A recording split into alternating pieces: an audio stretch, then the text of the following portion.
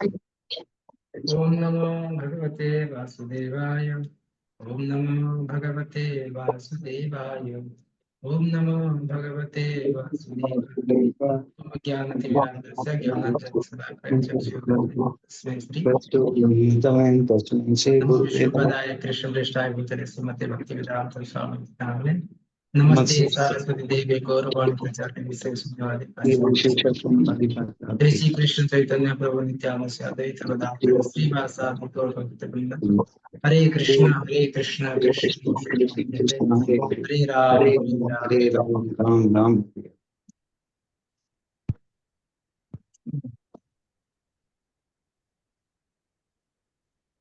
सभी को स्वागत है हमारे भक्ति शास्त्री क्लास में।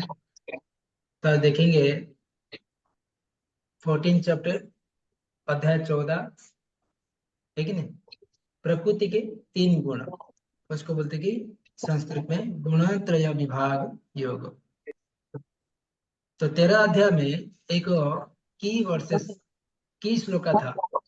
तो 22 नंबर में बोलते हैं कि 13 अध्याय की 22 नंबर भगवद गीता की उसका जो मूल एक बीच वाला श्लोका है, पुरुषः प्रकृतिस्थो हि भुंक्ते प्रकृति जान गुणा कारणम गुण संगस्य सदसदयोनि जन्मसु। तो ये 13वां अध्याय में बताया गया है कि भोग की इच्छा के कारण जीव पूर्ण बाहरी शक्ति पुरुष बाहरी शक्ति पूर्व प्रकृति में कैसे उलझ रहता है। कारण गुण संगस्य सदसद, अर्थात जीवात्मा की अपनी इच्छा के अनुसार गुण के संग में आकर अलग प्रकार उसका शरीर प्राप्त होता है। तो ये 13 अध्याय में बताया गया। तभी देखेंगे अध्याय 14 में बता दे कि कैसे भौतिक शक्ति भौतिक प्रकृति के 3 गुणों के माध्यम से आत्मा को बांधती है। जैसा कि भगवत गीता में दर्शाया गया कि 13 अध्याय में 22 नंबर श्लोका में भगवत गीता ज्ञान अब विस्तार रूप में क्या जाएगा। 13 अध्याय की 22 नंबर श्लोका क्या गया, पुरुषम प्रकृतिस्थ ही भुंक्ते प्रकृति जान गुणा कारणम गुण संगस्य सद असद योनि जन्मसु। जो प्रकृति क्या करता है, जब जीव प्रकृति के 3 गुणों के भोग करना हुआ प्रकृति में ही जीवन बिताता है, उसी प्रकृति के साथ उसकी संगति के कारण इसी तरह उत्तम तथा अधम योनि मिलती रहती है। जीव की इच्छा के अनुसार जीवात्मा को उसके किस प्रकार 3 गुणों के माध्यम से उसको शरीर प्राप्त होता है, वो विस्तार रूप में अभी 14 अध्याय में भगवान कृष्ण बता रहे हैं। तो अध्याय का ब्रेकडाउन, जो चैप्टर का विभाग ऐसे किया गया है। तो 1 से 13 भौतिक गुणों द्वारा आत्मा बंधन है, जीवात्मा बंधन है। 14 से 18 गुणों द्वारा बंधन का प्रभाव। 19 से 27 गुण के पार जाना। तो भगवान कृष्ण 3 बताए किस प्रकार भौतिक गुणों द्वारा जीवात्मा बंधन में रहता है और बंधन का प्रभाव किस प्रकार रहता है। दूसरा भाग है, तीसरा भाग कैसे हम गुणातीत इस गुण के पार हो सकते हैं। तो ये आज का टॉपिक है जो हम पहले देखेंगे 1 से 13 भौतिक गुणों द्वारा आत्मा का बंधन। चलिए हम देखेंगे पहले भगवान इस श्लोका में। श्री भगवान उवाच परम भूय परोक्षामि ज्ञानानां ज्ञानमुत्तमं यज्ञात्मा मुनयः सर्वे परासिद्धिर्मतो गताः। भगवान ने कहा, अब मैं तुमसे समस्त ज्ञानों में सर्वश्रेष्ठ इस परम ज्ञान को पुनः कहूंगा, जिसे जान लेने पर समस्त मुनियों ने परम सिद्धि प्राप्त की है। जैसे भी ज्ञान बताऊंगा कि किस प्रकार जीवात्मा समस्त मुनि ने जैसे प्रकार सिद्धि प्राप्त कर लिए है, उसी ज्ञान को सबको श्रवण करना है। तो किस प्रकार ज्ञान है भगवान कृष्ण कह रहे हैं। यहाँ पे प्रभुपाद लिखते कि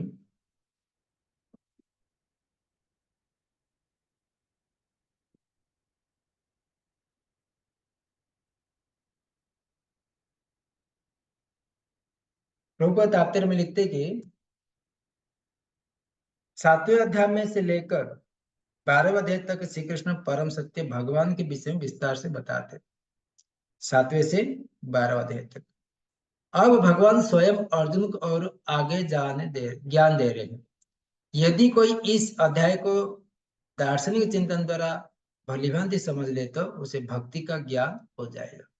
20 में भक्ति है, 7 से 12 भक्ति होगा। 13वें अध्याय में ये स्पष्ट बताया कि चुका कि विनय पूर्वक ज्ञान का विकास करते हुए भव बंधन से छुटा जा सकता है। ये भी बताया जा चुका कि प्रकृति के गुण के संगति के फल के स्वरूप जीव इस भौतिक जगत में बद्ध है। प्रकृति के 3 गुणों के प्रभाव के अनुसार ये बधा जीवात्मा बंधते हुए रहता है। अब इस अध्याय में भगवान स्वयं बता रहे कि प्रकृति के गुण कौन कौन से है,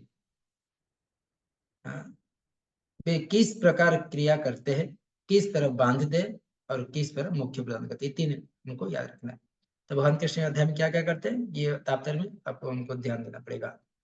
किस प्रकार क्रिया करते 3 गुण, किस तरह बांधते हमको, किस प्रकार मुख्य प्रदान करते हैं। इस अध्याय में जिस ज्ञान का प्रकाश किया गया है, अन्य पूर्ववर्ती अध्याय में दिए गए ज्ञान का श्रेष्ठ बताया गया। इसी ज्ञान का प्राप्त करके अनेक मुनियों ने सिद्धि प्राप्त की और वैकुंठ लोक को चले गए। अब भगवान उसी ज्ञान को और अच्छी ढंग से बताने जा रहे हैं, तो हम ध्यान पूर्वक हम उसको श्रवण करेंगे। जब भगवान कृष्ण कह रहे, दूसरा श्लोका से भगवान कृष्ण उसको ध्यान से सुनने के लिए कह रहे। दूसरा श्लोका पढ़िए। इदं ज्ञानमुपाश्रितं माम साधर्ममागतः सर्गेऽपि नोपजायन्ते प्रलयेन व्यतन्ति च। अनुवाद पढ़िए। इस ज्ञान में स्थिर होकर मनुष्य मेरी जैसी दिव्य प्रकृति स्वभाव को प्राप्त कर सकता है। इस प्रकार स्थित हो जाने पर वह न तो सृष्टि के समय उत्पन्न होता है और न प्रलय के समय विचलित होता है। हरे कृष्ण प्रभु जी। हरे कृष्ण। दंडवत प्रणाम। इस ज्ञान को, कौन से ज्ञान, जो प्रकृति 3 जो ज्ञान कौन से, प्रकृति कैसे क्रिया करते, किस तरह बांधते, किस प्रकार मुख्य प्रदान करता है, इसी ज्ञान को में स्थिर होकर मनुष्य मेरी जैसे दिव्य प्रकृति को स्वभाव को प्राप्त कर सकता है, वो गुणातीत हो जाता है। इस प्रकार स्थित हो जाने पर वह न तो सृष्टि के समय उत्पन्न होता है और न प्रलय के समय विचलित होता है। प्रभुपाद इसमें कह रहे कि पूर्ण दिव्य ज्ञान प्राप्त करने के बाद मनुष्य भगवान से गुणात्मक समता प्राप्त कर लेता है और जन्म मरण के चक्र में मुक्त हो जाता है। और लेकिन जीवात्मा के रूप में उसका वो स्वरूप समाप्त नहीं होता है। आगे कहते कि सामान्यतः इस संसार में हम जो भी ज्ञान प्राप्त करते प्रकृति के 3 गुणों द्वारा दूषित रहता है। जो भी ज्ञान हम ग्रहण करते हैं स्कूल में कॉलेज में जाकर, वो प्रकृति के गुण के द्वारा दूषित रहता है। जो ज्ञान इन गुणों से दूषित नहीं होता है वो है दिव्य ज्ञान कहलाता है। जब कोई व्यक्ति इस दिव्य ज्ञान को प्राप्त होता है तो वो परम पुरुष के समकक्ष पद पर पहुंच जाता है। जिन लोगों का चिन्मय आकाश का ज्ञान नहीं है, वो मानते कि भौतिक रूप स्वरूप के कार्यकलाप से मुक्ति होने पर आध्यात्मिक पहचान बिना किसी विविधता निराकार हो जाती है। तो इसके लिए, लेकिन वास्तव में ये होता है कि प्रभुपाद कहते हैं कि लास्ट भाग में, लेकिन वास्तव में होता है कि आध्यात्म जगत में मनुष्य को आध्यात्मिक रूप में प्राप्त हो जाता है। वहां के सारे कार्यकलाप आध्यात्मिक होते हैं और वो आध्यात्म स्थिति में भक्तिमय जीवन कहलाती है। ये वातावरण अदूषित होता है और वहां पर व्यक्ति गुणों की दृष्टि से परम भगवान के समकक्ष होता है। ऐसा ज्ञान प्राप्त करने के लिए मनुष्य को समस्त आध्यात्मिक गुण को उत्पन्न करने होते हैं। भगवान जैसे गुण को प्रकट करने के लिए पहले हमको अभ्यास करना होगा। जो इस प्रकार आध्यात्मिक गुण को उत्पन्न कर लेता है वो भौतिक जगत में सृजन या उसकी विनाश का प्रभावित नहीं होता है। तो किस प्रकार देखो, ये ज्ञान होता है दिव्य ज्ञान। भगवान कृष्ण जो कहते हैं उसको दिव्य ज्ञान कहते हैं। वो दिव्य ज्ञान को जो ग्रहण कर लेता है उसको अपने जीवन में लागू कर सकता है, कर लेते हैं, तो वो भगवान के जो दिव्य स्तर में रहते हैं। ठीक है। तो तीसरे श्लोक में, एक मिनट, तीसरे श्लोक में बता रहे कि 3 और 4 श्लोक में प्रकृति पदार्थ के जीव का संपर्क क्या है, कैसे भगवान प्रकृति को गर्भस्थ करते हैं, ये 3 नंबर श्लोक में बताया।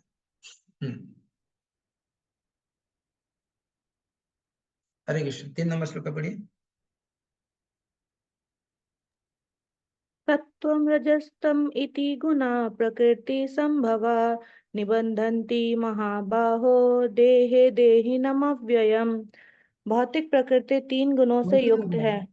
ये हैं सतो, रजो तथा तमोगुण।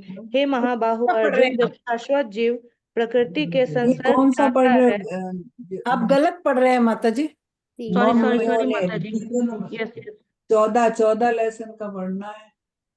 हाँ माता जी, मैंने फिफ्थ वाला श्लोका पढ़ लिया, सॉरी। मम यो निर्महब्द ब्रह्मा तस्मिन् गर्भ दधाम्यहम् संभव सर्वभूतानां ततो भवति भारत। हे भरत पुत्र, ब्रह्म नामक समग्र भौतिक वस्तु जन्म का स्रोत है और मैं इसी ब्रह्म को गर्भस्थ करता हूँ जिससे समस्त जीवों का जन्म संभव होता है। हरे कृष्ण। अहम बीज प्रदपिता। तो भगवान सारे जीव को प्रकृति के गर्भ में गर्भस्थ करते हैं, सारे जीवात्मा को प्रकृति के माध्यम से तो करते हैं। बताइए, हे भरतपुत्र, ब्रह्म नाम का भौतिक वस्तु जन्म का स्रोत है, इसी ब्रह्म को गर्भस्थ करता हूँ जिससे समस्त जीवों का जन्म होता है।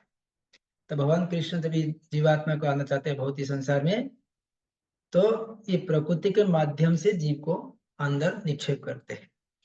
तो इसके लिए यहाँ पे इसका नाम है भगवान प्रकृति के साथ जीव का संपर्क क्या है। तो इसमें 3 नंबर में भगवान प्रकृति को गर्भस्थ करते हैं।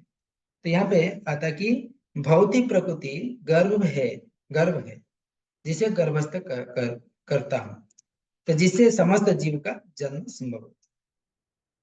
तो यहाँ पे प्रभुपाद इस तरह बताते हैं, इसमें यह संसार की व्याख्या जो कुछ घटित होता है वो क्षेत्र शरीर रहता है, क्षेत्र के आत्मा संयोग होता है। प्रकृति और जीव का ये संयोग स्वयं भगवान द्वारा संभव बताया गया है।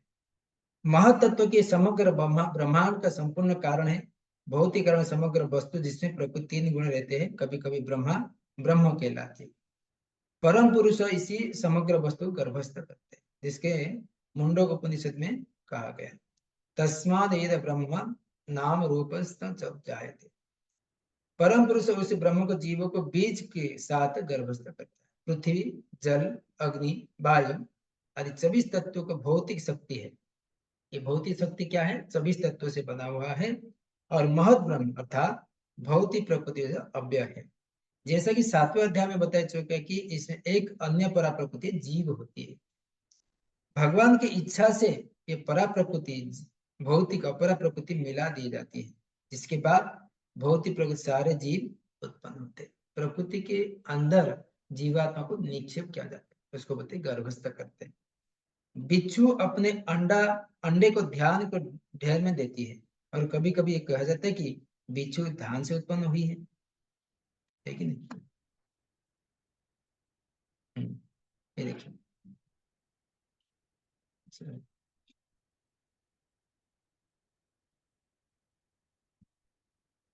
हम प्रभुपाद उदाहरण देके कि बिच्छू अपने अंडे का धान की ढेर में देती है, और कभी कभी कहा जाता है कि बिच्छू धान के उत्पन्न हुई, लेकिन धान बिच्छू के जन्म के कारण नहीं है, वास्तव में अंडे माता बिच्छू ने दिए थे। इसी प्रकार भौतिक प्रकृति जीव के जन्म का कारण नहीं होती, बीज भगवान द्वारा प्रदत्त होता है और वे प्रकृति से उत्पन्न होने प्रतीत होता है। इस तरह प्रत्येक जीव को उसको पूर्व कर्म के अनुसार भिन्न शरीर प्राप्त होता है, जो इस भौतिक प्रकृति द्वारा रचित होता है, जिसके कारण जीव अपने पूर्व कर्म के अनुसार सुख और दुख भोगता है। इस भौतिक जगत में जीव समस्त अभिव्यक्तियों के कारण भगवान है। तो जीवात्मा इच्छा करता है मुझे भौतिक संसार जानना है, तो भगवान उसी जीवात्मा को प्रकृति के गर्भ के अंदर छोड़ते हैं, तभी जीवात्मा से हरे ये कृष्ण प्रभु जी, ये हाँ महत तत्व क्या होता है? महत ब्रह्म, क्या क्या महत ब्रह्म।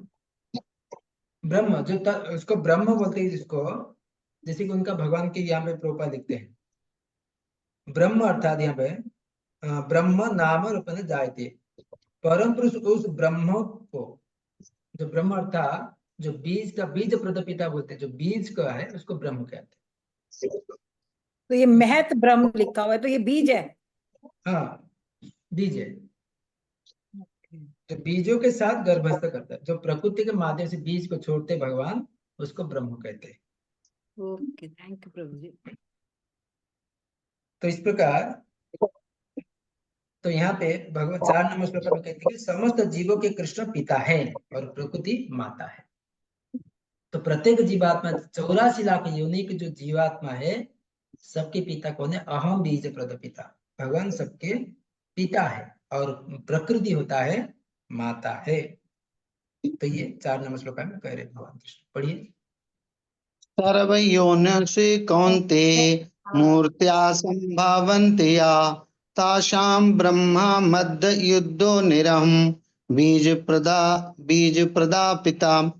हे कुंती पुत्र, तुम ये समझ लो कि समस्त प्रकार की जीव योनियां इस भौतिक प्रकृति में जन्म द्वारा संभव हैं और मैं उनका बीज प्रदाता पिता हूँ। हरे कृष्ण। ये आप कौन सा भगवत गीता से पढ़ रहे हैं? चौथा चौथा श्लोक प्रभु जी। नहीं, इसमें तो उसका अनुवाद अलग प्रकार दिया गया है। सर्वजनिषु पुत्र तुम्हें समझ लो कि समस्त प्रकार जीव दुनिया इस भौतिक प्रकृति जन्म द्वारा संभव है और मैं उनका बीज प्रदाता पिता हूँ। हाँ हाँ जी, हाँ जी, यही पढ़ा मैंने। ठीक है। तो इसमें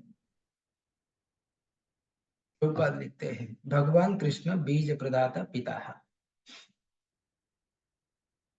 तो इसमें प्रभुपाद लिखते कि इस श्लोक में स्पष्ट बताया गया कि भगवान श्री कृष्ण समस्त जीवों की आदि पिता है। सारे जीव भौतिक प्रकृति तथा आध्यात्मिक प्रकृति के संयोग है। ऐसे जीव केवल इस लोक में नहीं अपितु प्रत्येक लोक में है, यहाँ तक कि सर्वोच्च लोक में भी है जहाँ ब्रह्मा आसीन है पाए जाते हैं।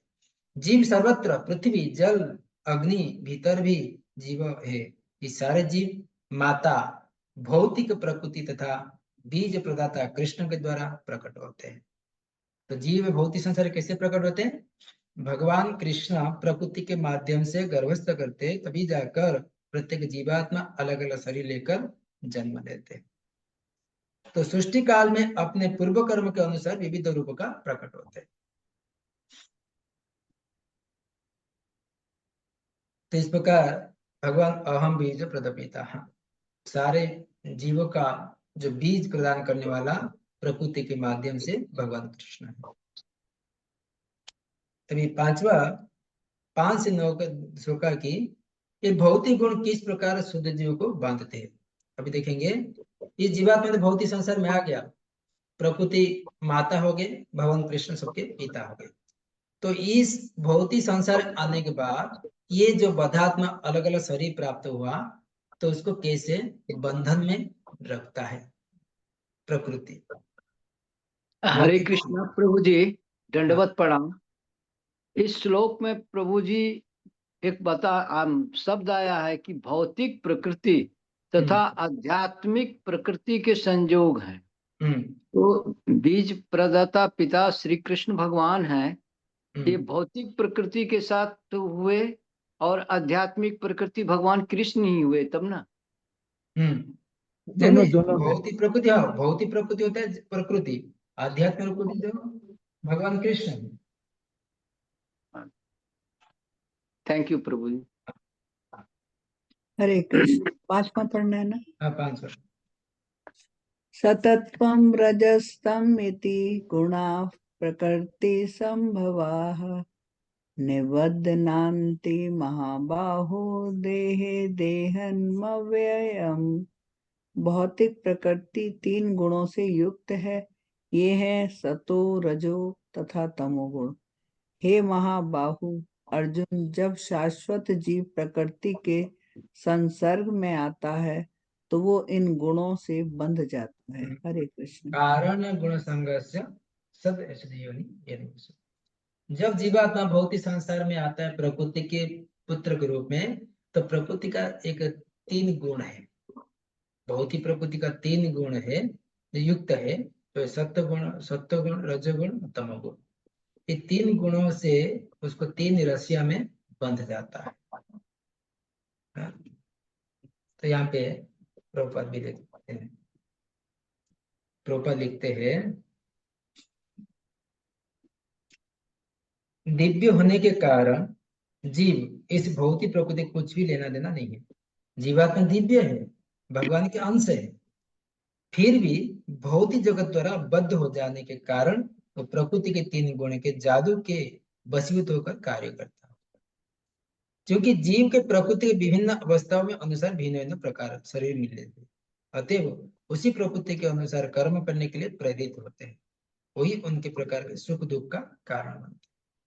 तो जैसे कि बारिश का पानी वह शुद्ध रहता है, जैसा उसका पृथ्वी से स्पर्श करता है वो कीचड़ बनता है।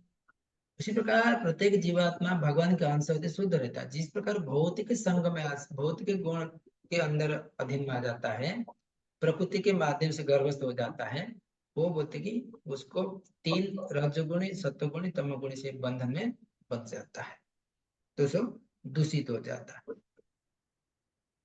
और बोलते कि वो बंधन अवस्था में ले जाता है। तो इसके लिए प्रभुपाद कहते हैं कि इस बंधन जो 3 गुण है, रस्सी है, सत्वगुण रस्सी, तमोगुण रस्सी और रजोगुण, 3 रस्सियों से बंध जाता है। तो 6 नंबर श्लोक में आगे कहते हैं कि भगवान कृष्ण सत्वगुण का बंधन क्या है। अभी 3 गुण बता दिए, सत्वगुण, रजोगुण, तमोगुण। सत्वगुण का बंधन क्या है, ये 6 नंबर श्लोक में बता रहे। पढ़िए। हरे कृष्ण प्रभु जी। तत्र सत्यं निर्मलत्वात् प्रकाशम अनामयम् सुख संगेन बध्नाति ज्ञान संगेन चानघा। हे निष्पाप, सतोगुण अन्य गुणों की अपेक्षा अधिक शुद्ध होने के कारण प्रकाश प्रदान करने वाला और मनुष्यों को सारे पाप कर्मों से मुक्त करने वाला है। जो लोग इस गुण में स्थित रहते हैं वे सुख और ज्ञान के भाव से बंध जाते हैं। हरे कृष्ण। तो सत्वगुण अन्य गुण की अपेक्षा अधिक शुद्ध होने के कारण जो रजोगुण और तमोगुण से शुद्ध है सत्वगुण, और मनुष्य को सारे पाप कर्म से मुक्त करने वाला है सत्वगुण, जो बंधन सत्वगुण है। जो लोग इस गुण में स्थिर होते हैं वे सुख तथा ज्ञान के भाव से बंध जाते हैं, उसको दुख नहीं मिलता है, उसको सुख और ज्ञान के बंध जाते हैं। तो प्रभुपाद कहते कि प्रकृति द्वारा बद्ध किए गए जीव कई प्रकार के होते हैं, कई सुखी है, कोई अत्यंत कर्मठ है, तो दूसरा असहाय है। इसी प्रकार मनोहर प्रकृति के जीव बद्धावस्था में कारण स्वरूप है। भगवद गीता में इस अध्याय में इसका वर्णन हुआ कि किस प्रकार भिन्न प्रकार का बद्ध है, किस प्रकार का जेल में उसको बंधा गया है। सर्वप्रथम सत्वगुण पर विचार किया गया है। इस जगत में सत्वगुण विकसित करने वाला लाभ ये होता है, यहाँ पे लाभ ये होता है कि मनुष्य अन्य बद्ध जीवों की तुलना अधिक चतुर हो जाता है। सत्वगुण में जो रहता है व्यक्ति वो चतुर होता है, ज्ञानवान रहता है, सबसे बुद्धिमान व्यक्ति रहता है। सत्वगुणी पुरुष को भौतिक कष्ट का उतना पीड़ित नहीं करते। जो सत्वगुण रहता है तो उसमें अलग प्रकार का दुख और क्लेश से पीड़ित नहीं होते, और उसमें भौतिक ज्ञान की प्रगति करने की सूझी होती है। अलग किस प्रकार भौतिक का अलग प्रकार दुख और क्लेश मिलता है, हम कैसे उसको सुलझेंगे, उसका प्रतिनिधि ब्राह्मण है सत्वगुण का, जो सत्वगुणी माना जाता है। सुख का यह भाव इस प्रचार विचार के कारण है कि सत्वगुणी में पाप कर्म से प्राय मुक्त रह जाता है।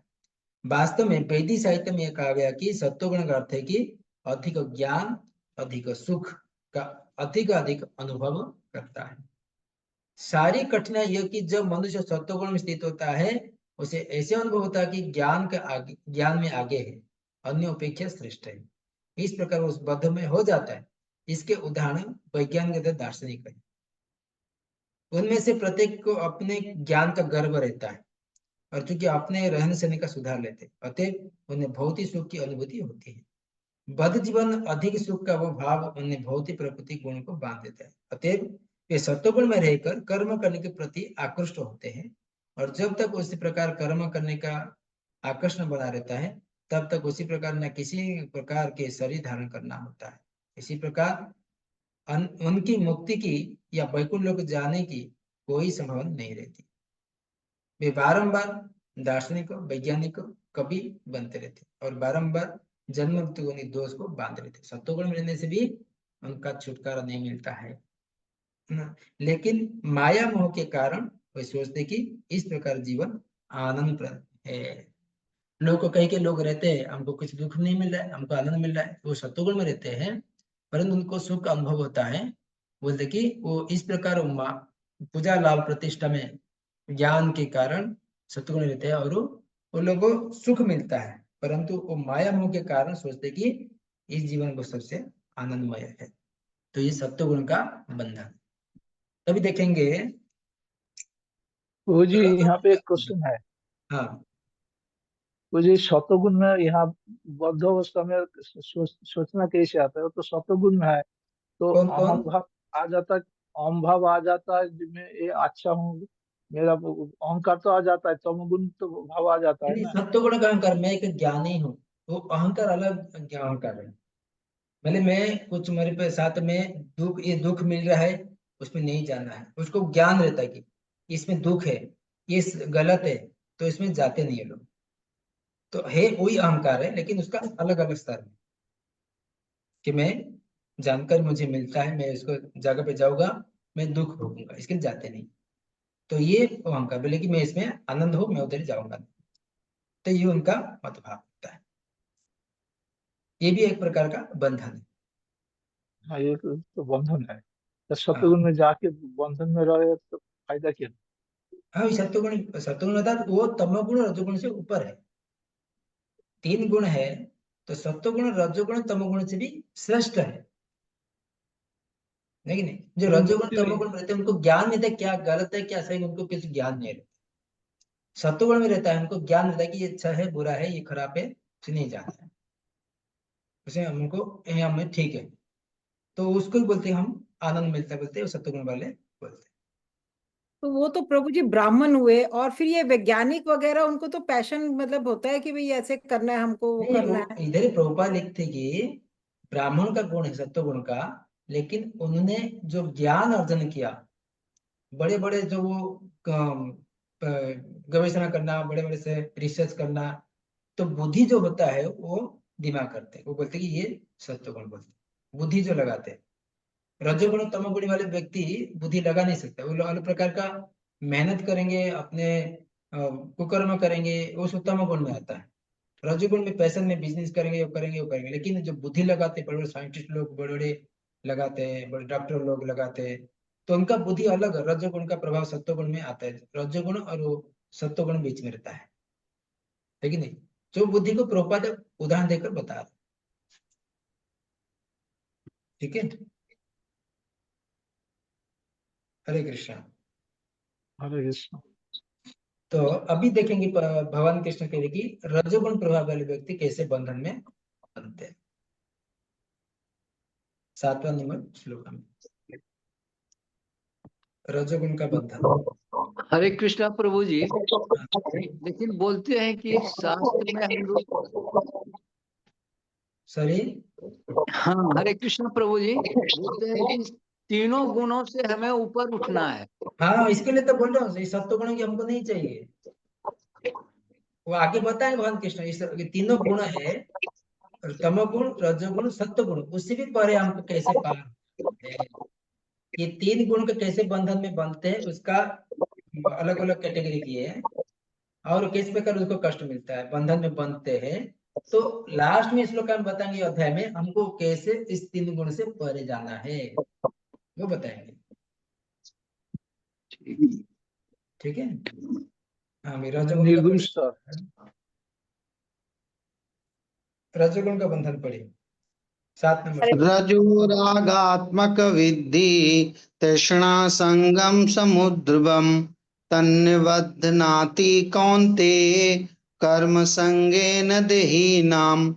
हे कुंती पुत्र, रजोगुण की उत्पत्ति असीम आकांक्षाओं तथा तृष्णाओं से होती है और इसी के कारण से ये देहधारी जीव सकाम कर्मों में बंध जाते हैं। हरे कृष्ण। सत्वगुण में कैसे बंधन में बनते हैं? बोले सुख और किसके और होता है कि सुख और ज्ञान के भाव से बंध जाते हैं। सत्वगुण का सुख और ज्ञान का भाव से बंध जाता है। तो रजोगुण कैसे बांधते हैं? बोलते कि यहाँ पे उसी कारण बोलते कि यहाँ पे कह रहे तृष्णाओं, आकांक्षाएं और तृष्णाओं से होती है असीम उत्पत्ति। वो देवता जी सकाम कर्म से बंध जाते हैं, सकाम कर्म से बंध जाते हैं। तो गोपाल लिखते हैं इसमें तात्पर्य में। रजोगुण के विशेषता है कि पुरुष तथा स्त्री का पारस्परिक आकर्षण, स्त्री पुरुष के प्रति और पुरुष स्त्री के प्रति आकर्षण होता है, यह रजोगुण कहलाता है। जब इस रजोगुण का वृद्धि हो जाती है तो मनुष्य भौतिक भोग के लिए लालायित होता है। यह वह इंद्र तृप्ति चाहता है। इस इंद्र तृप्ति के लिए वो रजोगुणी मनुष्य समाज में या राष्ट्र में सम्मान चाहता है और सुंदर संतान, स्त्री, घर रहित सुखी परिवार चाहता है। ये सब रजोगुणी के प्रतिफल है। जब तक मनुष्य इसी लालसा करता रहता है तब तक उसे कठिन श्रम करना पड़ता है, परिश्रम करना पड़ता है। अतः वहां पर स्पष्ट कहा गया कि मनुष्य अपने कर्म फल से संबंध होकर ऐसे कर्म से बंध जाता है। अपने स्त्री, पुत्र, समाज को प्रसन्न करने तथा अपने प्रतिष्ठा बनाए रखने के लिए मनुष्य को कर्म करना होता है। अतः सारा संसार न्यूनाधिक रूप से रजोगुणी है। आधुनिक सभ्यता में रजोगुण का मानदंड उच्च है। प्राचीन काल में सत्वगुण का उच्च अवस्था माना जाता है। यदि सत्वगुणी लोग मुक्ति नहीं मिल पाती तो रजोगुणी है, तो इसके विषय में क्या कहा जाए? तो यहाँ पे तो सत्वगुणी के लोग भी मुक्ति नहीं मिलती है तो रजोगुणी कैसे मिलेगा? तो भौतिक संसार में बोलते कि 99% में प्रभुपाद लिखते कि सारा रजोगुणी प्रभाव में रहते हैं। तो ये होता है कि रजोगुण का बंधन है, प्रभुपाद लिखते हैं। अभी देखेंगे तमोगुण का बंधन किस प्रकार होता है।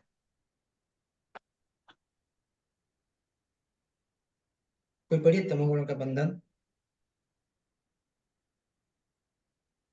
हरे कृष्णा। कोई किसका प्रश्न है? हरे कृष्णा। हाँ जी बोलिए। तमस्त प्रभु जी पढ़ना है ना? नहीं, किसको कोई प्रश्न है कि 7 नंबर में समझ आया? हाँ, इसी तमोगुण में रजोगुण में मैक्सिमम सब कुछ बोला जाए। रजोगुण में मैक्सिमम सब इसी में बाधा पड़ा रहता है। समझ नहीं आया कुछ क्या बोला, सुना नहीं। तमोगुण में रजोगुण में प्रभु जी पूजा लाभ प्रतिष्ठा चाहिए, हाँ यही हुआ। बराबर है। 8 नंबर में तमोगुण के बारे में बताते हैं। हरे कृष्ण प्रभु जी, बैकग्राउंड मतलब बहुत आवाज आ रही है, प्लीज सबको म्यूट करने को बोलिए ना। हाँ पढ़िए 8 नंबर पढ़िए।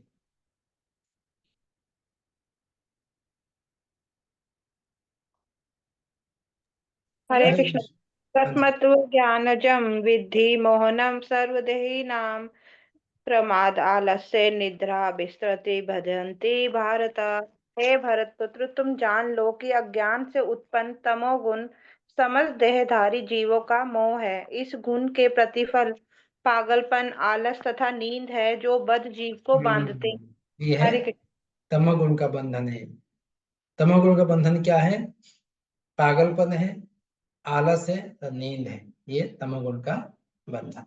तो प्रभुपाद सुंदर अच्छे से बताते कि किस प्रकार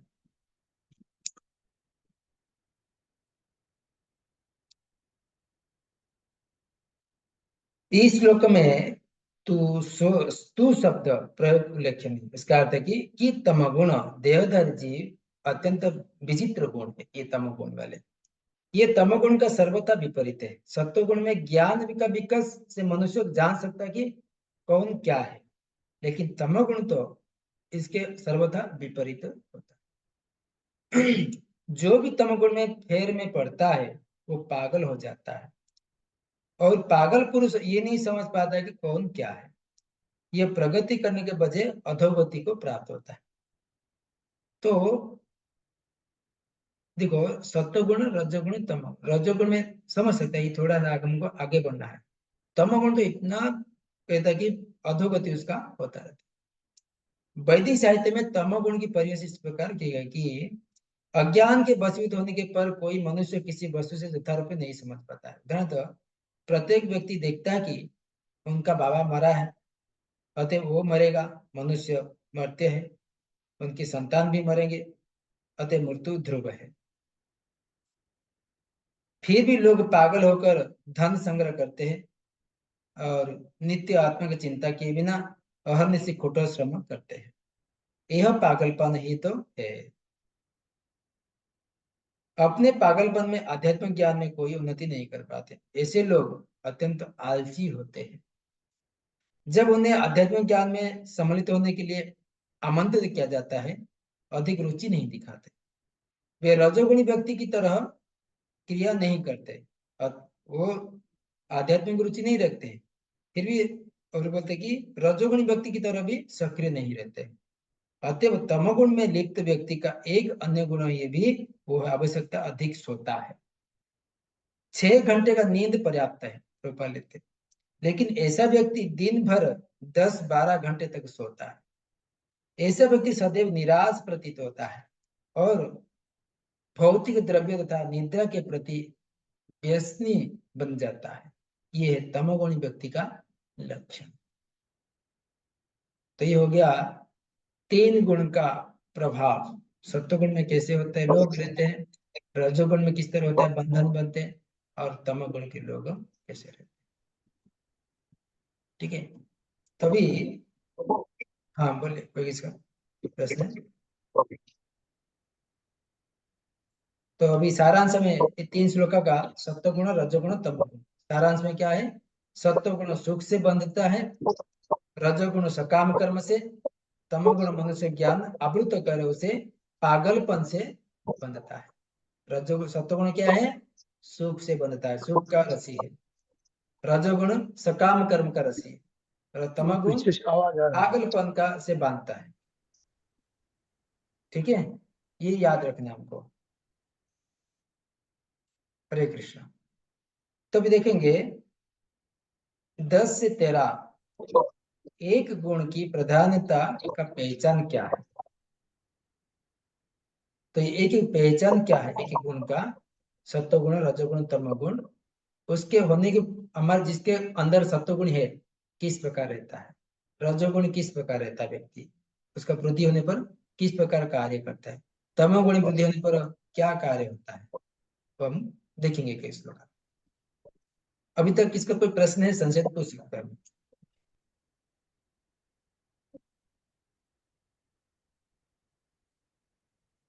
हरे कृष्ण। अभी तक हरे हरे क्या कृष्णा प्रश्न? प्रभु, हाँ हरे जी। कृष्णा प्रभु जी। तो प्रभु जी बेसिकली जब भी गुण की बात करते हैं तो ये कहा जाता है कि गुण जो है गुण के प्रभाव में जीव रहता है। तो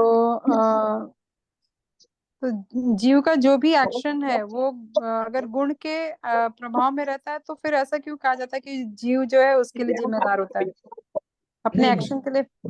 जीवात्मा की जो इच्छा था उसको उसी प्रकार गुण प्राप्त होता है। जैसे कि एक ऊपर से आता है जीवात्मा, जिसको जिस तरह उसको अच्छा दिखता है, सत्वगुण रजोगुण 3 प्रकार का कलर है। वो जीवात्मा आता क्या रहे इससे इसमें अच्छा दिख रहा है, उसको इच्छा हो रहा है, तो उसमें जाके डुबकी वो जी लगा। पीछे से आवाज आ रहा है।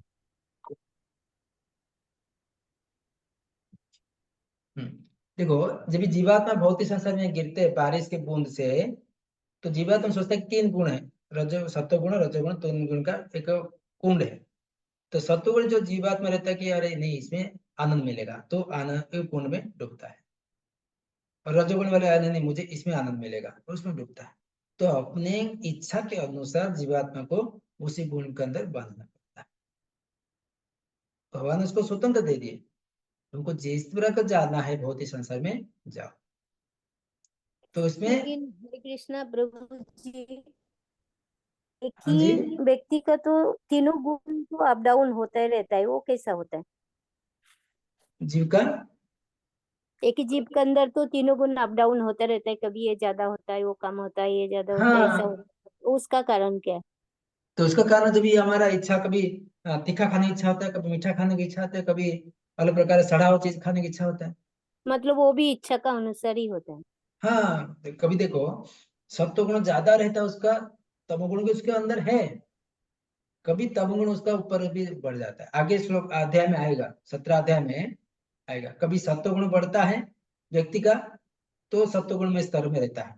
जब इसको रजोगुण ऊपर ऊपर उठ जाता है, तो रजोगुण का प्रभाव उस पर डाल देता है, और तमोगुण होता है तो पूरा दोनों को दबा के तमोगुण हो जाता जो ज्यादा शक्तिशाली होता है उसका प्रभाव दिखाई है। हाँ, देता प्रभाव उसके ऊपर ज्यादा रहता है। ये है। गुण प्रभु जी फिर उसी के हिसाब, मतलब अपने कर्मों के हिसाब से ही हमें मिलते हैं कि कौन से गुण में हम जाना है, हम कर्मों ज्यादा। के हिसाब से मिलता है, परंतु जीवात्मा की कभी उसका इच्छा पूरी नहीं होती है। उसको और बोले मुझे और कुछ चाहिए, और कुछ चाहिए, यार इसमें आनंद मिलेगा, वो तो और ढूंढता रहता है। जैसे भौतिक संसार में आता है ना, तो उसको कर्म के हिसाब से मिल जाता है, उसको शरीर भगवान देते हैं। उसके बाद तो सोचता है कि उसको स्वाधीन दिए, पूरा इंडिपेंडेंस दिए भगवान कृष्ण, तो ढूंढता है अरे इसमें मुझे, मैं मेरा इच्छा था कि मैं प्राप्त हुआ, लेकिन जो बाजू वाला है तो उसमें और कुछ मिल सकता है क्या, वो हम इच्छा करते रहते प्रकट, है कि नहीं। तो वो इच्छा चेंज होता रहता है तो हमारे गुण भी चेंज होते रहते हैं। हाँ, जैसे इच्छा चेंज होता है गुण भी चेंज होता तो इसीलिए हमें सत्व में रहने के लिए मतलब अलग प्रयास करना पड़ेगा, है। जैसे अभी हाँ, हमेशा सत्व गुण में हम रहकर, हमको सत्व गुण में भी रहना नहीं है, हमें सत्व शुद्ध गुण से सत्व। परे जाना है। हम्म। तो कम से कम सत्व गुण में रहकर हमको ऊपर जाने तक हम प्रयत्न करना चाहिए।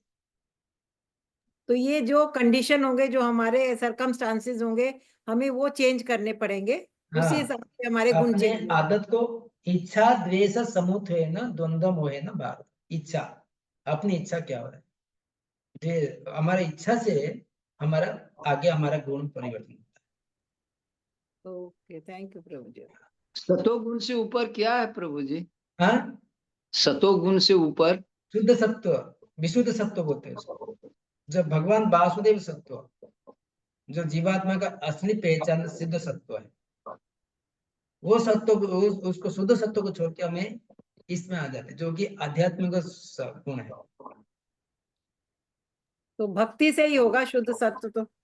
हाँ, भक्ति में आगे आएंगे, भगवान कृष्ण सब बताएंगे, ये लास्ट, ये अध्याय की लास्ट भाग में बताएंगे कैसे हमको ऊपर चढ़ आगे बढ़ना है। ठीक है, अभी देखेंगे एक एक गुण का किस प्रकार प्रभाव डालता है व्यक्ति को, अलग प्रकार ग्रह नक्षत्र उसको देखते हैं, कौन सा ग्रह किसके ऊपर है, तो ये सब गुण का प्रभाव कौन सा होता है। ठीक है ना। अभी 9 नंबर श्लोक देखेंगे, पढ़िए 9 नंबर श्लोक। तम सुखे संसंयति रजा कर्माणि भारत ज्ञानम वृत्तय तु तमः प्रसादे संजायित। हे भरत पुत्र, सतोगुण मनुष्य को सुख से बांधता है, रजोगुण सकाम कर्म से बांधता है, और तमोगुण मनुष्य को ज्ञान को ढककर उसे पागलपन से बांधता है। हरे कृष्ण। ये सारांश है, 3 श्लोक का सारांश है, 9 नंबर श्लोक है। तो इसमें रूपा लिखते कि तमोगुणी पुरुष अपने कर्म या बौद्धिक वृत्ति से उसी तरह संतुष्ट रहता है जिस प्रकार दार्शनिक और वैज्ञानिक शिक्षक अपने अपनी विद्याओं में निरत रहकर संतुष्ट रहते हैं।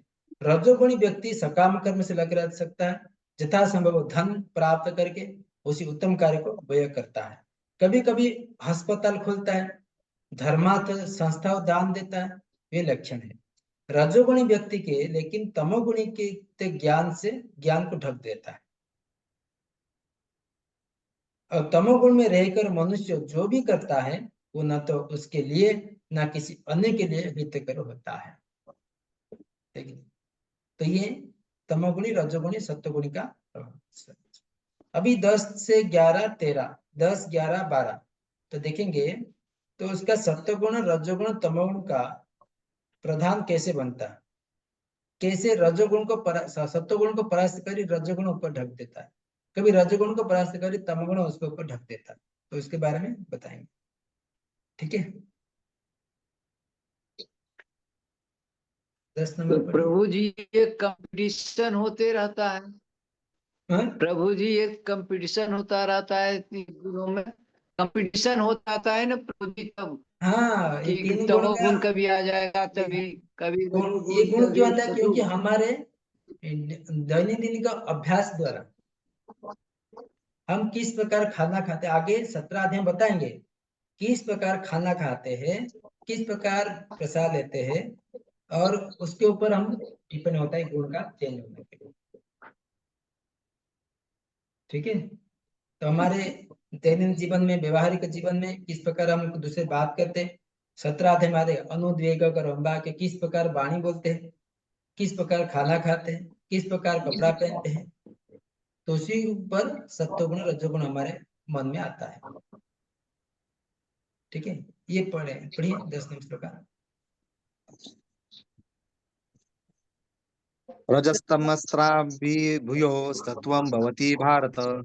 रजः सत्व तमस्त्रैव तमः सत्वं रजस्तथा।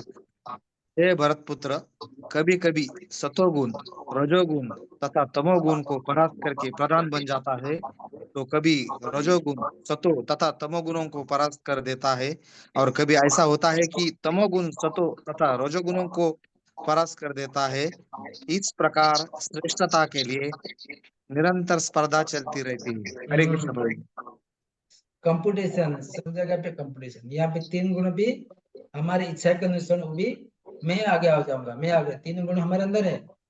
कभी सत्वगुण पूरा 99% रहता है, रजोगुण देखता है अरे सत्वगुण आगे बढ़ गया, मैं भी आगे उसको दबा देता हूँ, तभी आदमी उसके प्रभाव में आ जाता है। तो यहाँ पे प्रभुपाद लिखते कि जब रजोगुण प्रभाव में होता है तो सत्व तथा तमोगुण परास्त रहते हैं। जब सत्वगुण प्रधान रहता है, रज तथा तमोगुण परास्त हो जाते हैं। जब तमोगुण प्रधान हो जाता है तो सत्वगुण परास्त हो जाते हैं। इसी प्रतियोगिता निरंतर चलती रहती है। तो प्रभुपाद यहाँ पे हमको हिंट्स दे रहे हैं। अतएव जो कृष्ण भावनामृत में वास्तव में उन्नति करने के इच्छुक है, इस 3 गुण से लांघना पड़ता है। प्रकृति के किसी एक गुण के प्रधानता मनुष्य के आचरण से, ध्यान देखिए, प्रकृति के किसी एक गुण का प्रधानता मनुष्य के आचरण में, उनके कार्यकलाप में, उनके खान पान में आदि प्रकट होती रहती है। इन सब की व्याख्या अगले अध्याय में की जाएगी। लेकिन यदि कोई चाहे तो अभ्यास द्वारा सत्वगुण विकसित कर सकता है। अभ्यास द्वारा इस प्रकार जो रजो तमो गुण को परास्त कर सकता है, इस प्रकार रजो गुण विकसित करके तमो तथा सत्व गुण को परास्त कर सकता है। अथवा कोई चाहिए तो तमोगुण को विकसित करके रजोगुण, सत्वगुण को परास्त।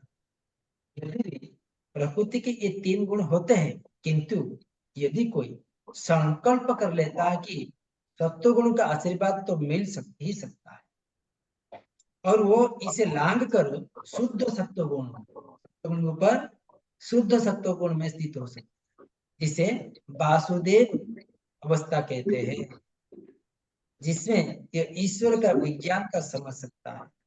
विशिष्ट कार्य में देखकर ये समझ आ सकता है कि कौन सा व्यक्ति कौन सा गुण में स्थित है। हरे कृष्णा प्रभु जी, इसको हम कैसे समझेंगे? अगर उदाहरण के रूप में समझें या डेली बेसिस पे समझे तो इसको कैसे समझ सकते हैं? वही बोल रहा हूँ, देखो सत्वगुण में भगवान विष्णु के स्वरूप है, रजोगुण ब्रह्मा जी, तमोगुण शिव जी है। तो सत्वगुणों के 3 गुणों के ऊपर भगवान के 3 गुण बता रहे हैं। ये जो 3 गुण का अवतार है भगवान कृष्ण का है, ब्रह्मा विष्णु जी, ब्रह्मा जी, शिव जी है।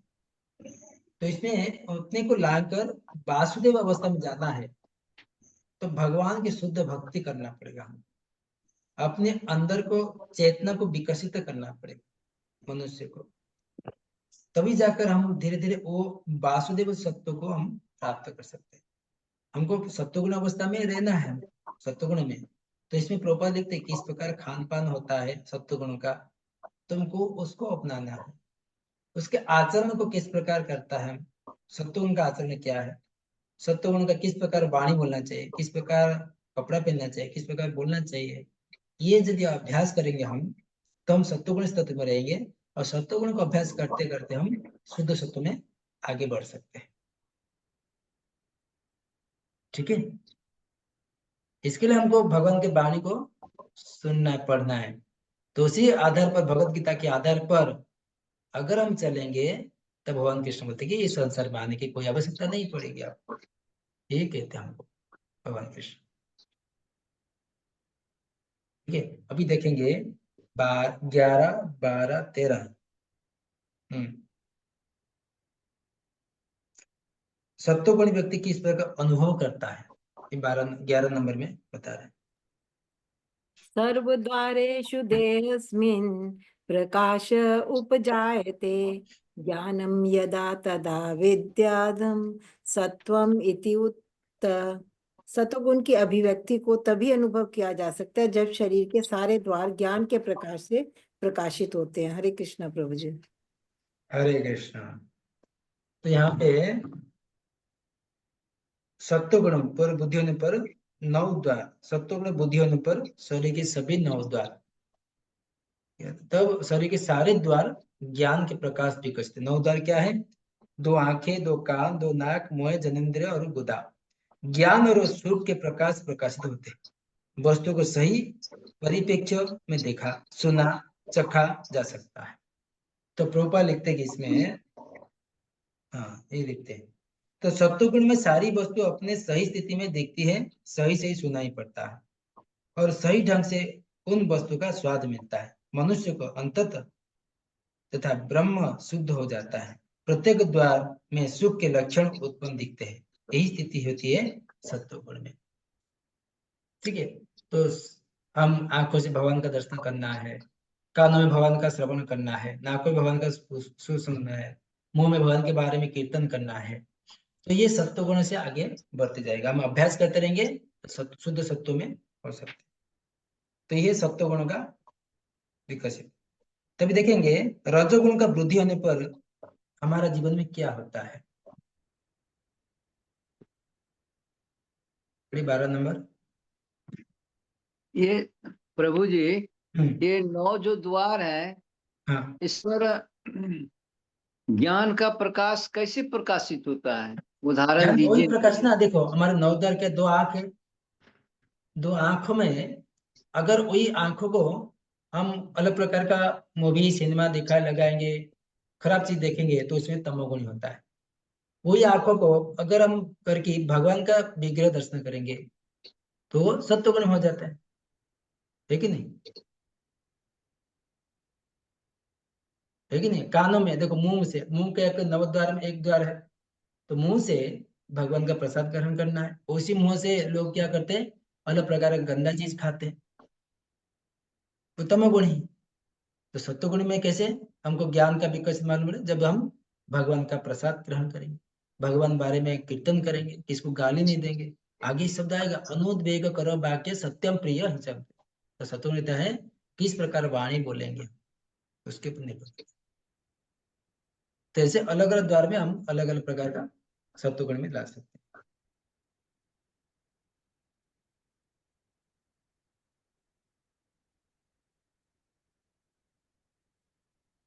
ठीक है, हाँ तो प्रभु जी। हाँ 12 नंबर पढ़िए। लोभ कर्माणमशमस्वः राजस्येतानि जयांते विवृद्धते भारत। ये भारतवर्षियों में प्रमुख रजोगुण में वृद्धि हो जाती है तो अत्यधिक आसक्ति, सकाम कर्म, गहन उद्यम तथा अनियंत्रित इच्छा एवं लालसा के लक्षण प्रकट होते हैं। हरे कृष्ण।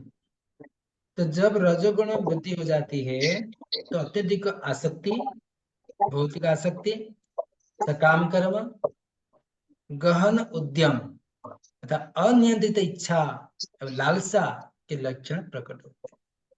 ये रजोगुण का प्रभाव है। तो प्रभुपाद लिखते हैं कि इसमें रजोगुणी व्यक्ति कभी भी पहले से प्राप्त पद में संतुष्ट नहीं रहता है। कोई भी हमको पद मिलता है, रजोगुणी रहते व्यक्ति वो कभी संतुष्ट नहीं होता है, अपना पद बढ़ाने के लिए लालायित रहता है। यदि उसे मकान बनवाना है तो महल बनाने के लिए भरसक प्रयत्न करता है, मानो वो उस महल का सदा रहेगा। यह इंद्रिय तृप्ति के लिए अत्यधिक लालसा विकसित कर लेता है। उसमें से इंद्रिय तृप्ति की कोई सीमा नहीं। वो सदैव अपने परिवार के बीच तथा अपने घर में रहकर इंद्रिय तृप्ति करना चाहता है, इसका कोई अंत नहीं है। इन सारे लक्षण का रजोगुण का विशेषता माना चाहिए। ये रजोगुण का विकसित। तभी देखेंगे तमोगुण का विकसित क्या है।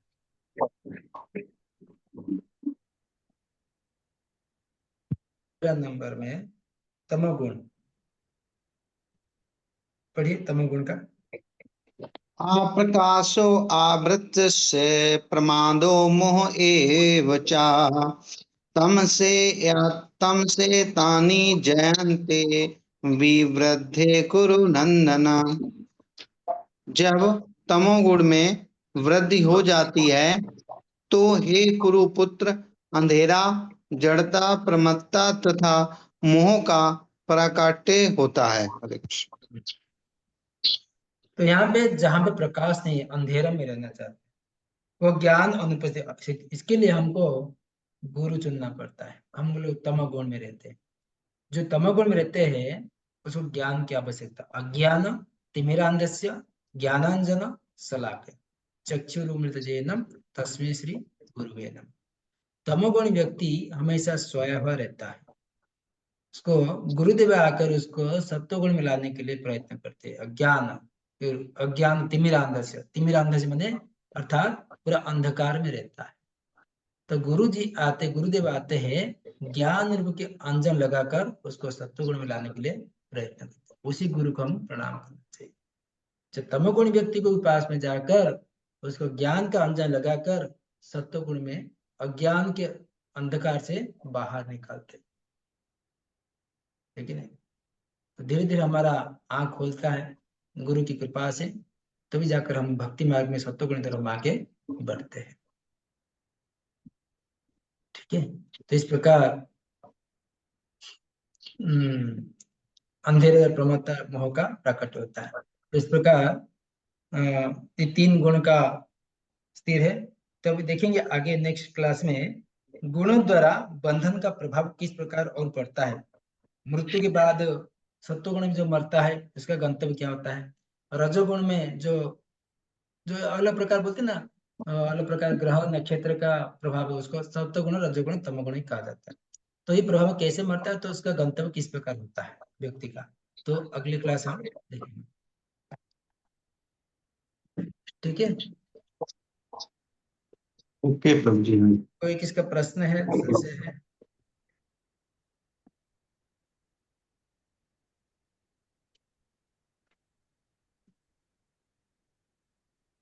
हरे कृष्णा प्रभु जी। हाँ जी। तो ये जो तमोगुण में रहता है तो वो अपने खाने पीने के मतलब ऐसा खाता पीता है इसलिए वो हमेशा नींद में रहता है या प्रमाद में रहता है, ऐसा है? तो 17 अध्याय में आएगा। तो जो तमोगुणी लोग क्या पसंद है उनको, रजोगुणी व्यक्ति को क्या पसंद है खाने का, सत्वगुणी व्यक्ति को क्या पसंद है, ये सब आगे आएगा। तो उसमें हमको निर्धारित करेगा हम किस कैटेगरी में। अच्छा, तो जैसे रात आती है मतलब जब हम सोते हैं या ये तो फिर तब तमोगुणी में होते हैं। तो इसके लिए प्रभुपाद लिखते हैं ना 6 घंटा से ज्यादा सोना नहीं है। ओके, हाँ, क्योंकि सोएंगे तो वो तमोगुण में आ जाएगा। हाँ, सुबह तो ब्रह्म मुहूर्त सत्वगुण में रहता है। अगर सुबह सोते रहेंगे वो ब्रह्म तमोगुण मुहूर्त में में हो जाता है। हाँ, उठना चाहिए। जिससे हाँ, सतोगुण ज्यादा हो जाए। इसके लिए हमको अभ्यास किया जाता है कि हमको सत्वगुण में ही रहना है। जब ऐसा अभ्यास कर करके फिर हम सतोगुणी मतलब हमारा ज्यादा प्रदान हो जाता है। और हमको अगर अभ्यास नहीं कर, सुबह हम क्या है, उठेंगे पढ़ाई कर रहे अभी, हमको कैसे आगे बढ़ना है, तो हमको उसी स्थिति में रहना है जो सत्वगुण व्यक्ति, जो भगवान कृष्ण गीता में कह रहे, उसी गुण आधार पर चलेंगे, हम सत्वगुण में रह सकते हैं। ठीक है, हरे कृष्णा। हरे हरे कृष्ण। कृष्ण प्रभु जी। बहुत बहुत धन्यवाद सबको। हरे कृष्ण प्रभु जी, दंडवत प्रणाम। हरे हरे कृष्णा कृष्ण। प्रभु जी, थैंक यू, दंडवत प्रणाम। हरे कृष्ण प्रभु जी, दंडवत प्रणाम। हरे हरे कृष्ण, हरे कृष्ण कृष्ण, प्रभु जी। हरे कृष्ण। हरे कृष्ण। हरे ये तो कृष्ण। बहुत इंटरेस्टिंग चैप्टर है। बहुत इसको बोलते हैं ज्ञान योग। इसे अप्लाई करें अपना तो। ज्ञान योग इसके लिए कहा जाता है, इसको ज्ञान योग, ये 13 से हाँ, 18। यस यस प्रभु जी, ये बहुत बढ़िया। धन्यवाद प्रभु, धन्यवाद। इसलिए तो प्रभुपाद मंगल आरती टाइम भी बन दिया, जैसे पहले जाग जाओ फिर मंगल आरती करो।